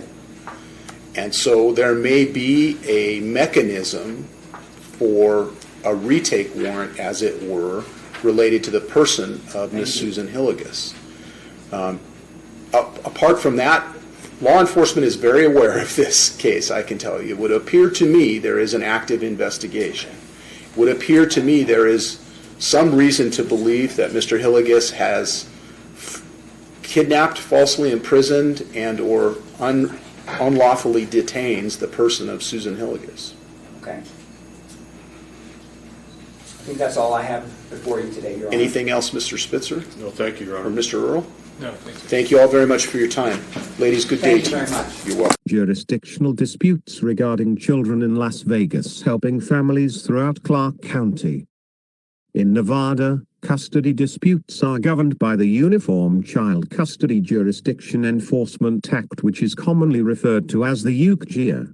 The UCGA determines whether or not the Nevada court has the ability to consider custodial disputes. Basic questions we ask in all custody disputes include the following. Are there any custodial orders from other jurisdictions? Where has the child resided for the last 6 months? Has the child been outside the state of Nevada in the last 6 months? If so, why? Who lives with the child? If there are already custody orders, regardless of what state made them, does the child or one of the parents continue to reside in that state?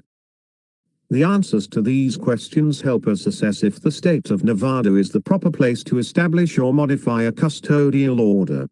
If a child moved to Nevada or moved from Nevada close to a 6-month date, then of particular importance is the exact date of the arrival or move date and any proof that a parent may have regarding that date.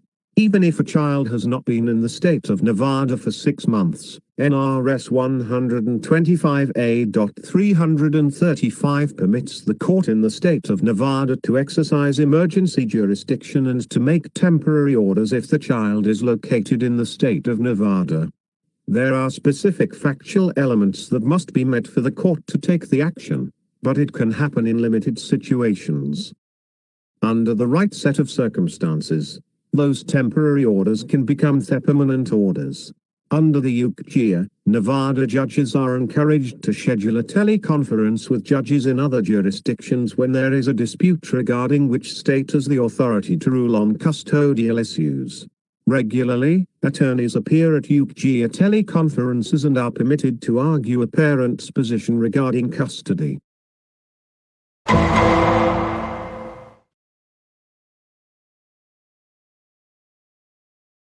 I'm sorry.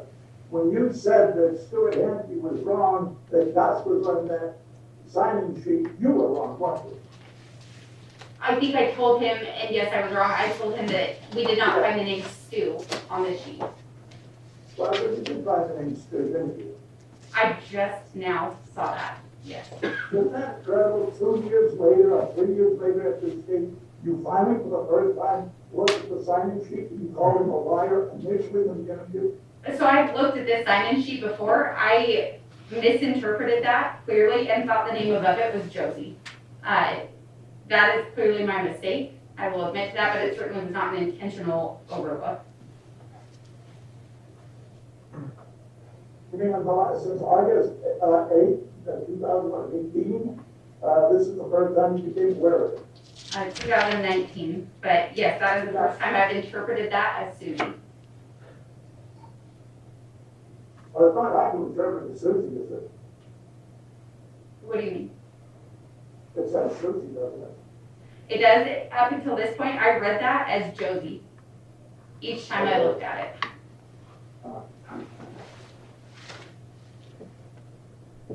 And did you misinterpret Stu where it says Stu?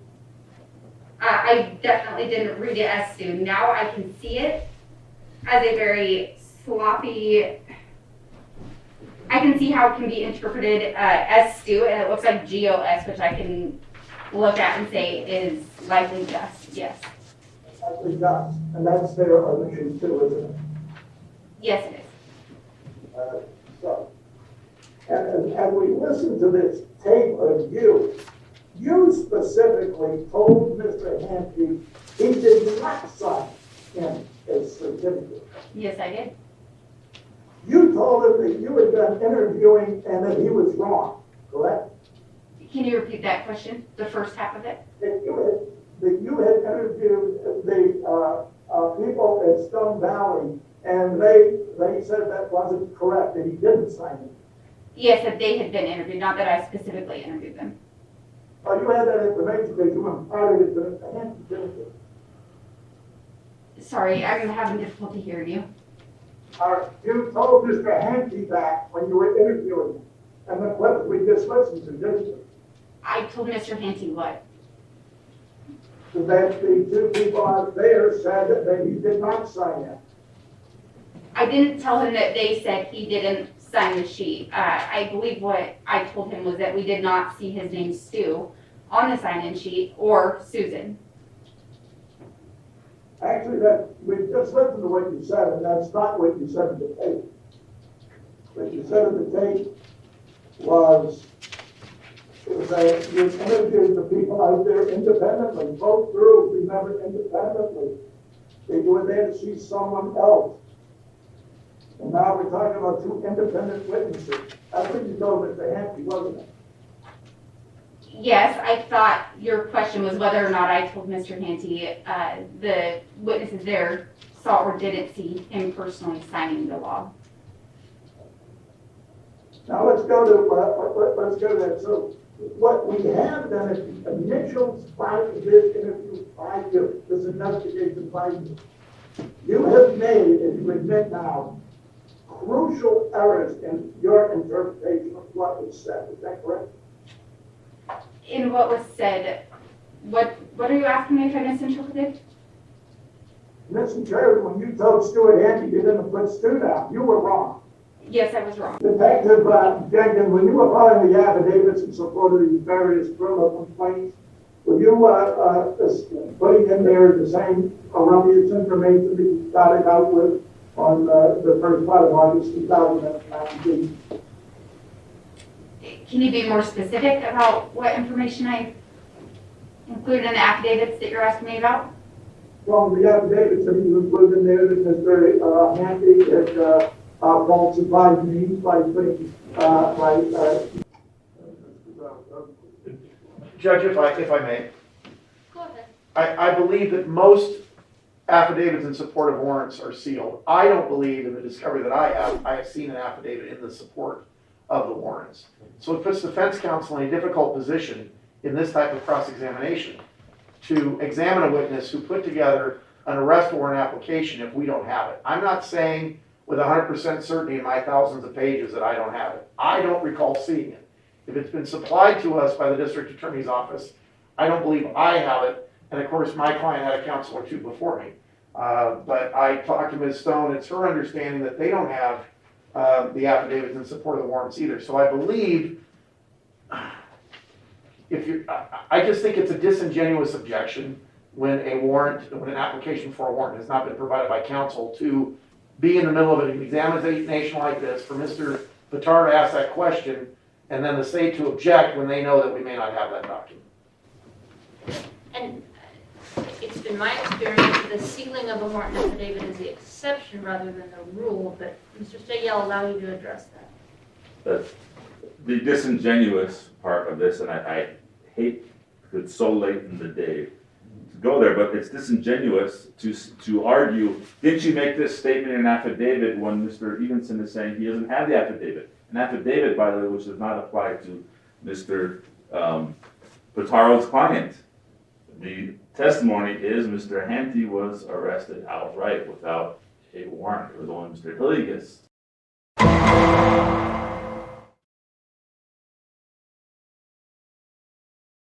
To do, Mr. Handte. Judge, under the Sixth Amendment, I'm allowed to represent myself. Well, let's not talk about whether okay, hold on. Let's not talk about whether the court should exercise its discretion or make a finding. Is that what you want to do? You want to represent yourself? Correct, sir. Yes or no? Yes. All right. I'm not taking that up now. How come? I don't have time for this. It wasn't set for this. We're on the eve of trial. I have other things to do. However, I will take this matter up Monday morning at 8:45 a.m. I've already set a hearing on the motion to quash. We'll take this matter up first. And then if you end up representing yourself, we're going to go right into the motion to quash with you being self-represented. If the request is denied, we're going to go right into motion to quash. Mr. Silverberg remains your counsel. Do you have a bond to sit on the bench, Judge? Pardon me? Do you have a bond to sit on the bench? So that's enough, Mr. Handte. You can have a seat. 8:45 Monday morning, Mr. Handte. I understand that, Judge. This court has forced counsel upon me, and it's violation of Rule 1.16 and the Sixth Amendment. Okay, Mr. Handte, thank you. I understand your position. You're wrong. You're wrong. You're wrong in many different ways. You're also being disrespectful to the court. I'll sit down. State of Nevada Executive Department Certificate of Election bears the Great Seal of the State of Nevada. This is to certify that at a general election held in the state of Nevada on the 3rd day of November 2020, Barry Lewis Breslow was duly elected to the office of Judge of the 2nd Judicial District of the state of Nevada, Department 8, for a term of 6 years from and after the 4th day of January 2021. Now, therefore, I, Steve Sisolak, Governor of the state of Nevada, by the authority vested in me by the Constitution and laws thereof, do hereby commission him, the said Barry Lewis Breslow, as a judge of the 2nd Judicial District of the state of Nevada, Department 8, and authorize him to discharge the duties of said office according to law, and to hold and enjoy the same, together with all powers, privileges, and emoluments thereunto appertaining. In testimony thereof, I have hereunto set my hand and caused the Great Seal of the state of Nevada to be affixed on this 30th day of December, 2020. And it is signed with a squiggly line that I suppose is supposed to be Steve Sisolak, Governor of the state of Nevada, and by the Secretary of the former state of governor Nevada, now, actually, but yeah. Yeah, former Governor of the state of Nevada, Steve Sisolak. And it is signed with a squiggly line that I suppose is supposed to be the former Governor of the state of Nevada, Steve Sisolak, and by the Secretary of the state of Nevada, Barbara K. Sagosky. I, Barry Breslow, do solemnly swear that I will support, protect, and defend the Constitution and government of the United States and the Constitution and government of the state of Nevada against all enemies, whether domestic or foreign, and that I will bear true faith, allegiance, and loyalty to the same, any ordinance, resolution, or law of any state notwithstanding, and that I will well and faithfully perform all the duties of the office of Judge of the Second Judicial District of the state of Nevada, Department 8, on which I am about to enter. So help me God. Barry Breslow. Subscribed and sworn to before me this 4th day of January AD 2021. And there's an illegible signature, which it's difficult to make out exactly who that would be, but it's not the Chief Justice of the Supreme Court that I guess ordinarily signs these documents, because that's scribbled out and it says Chief Judge, Second Judicial Court.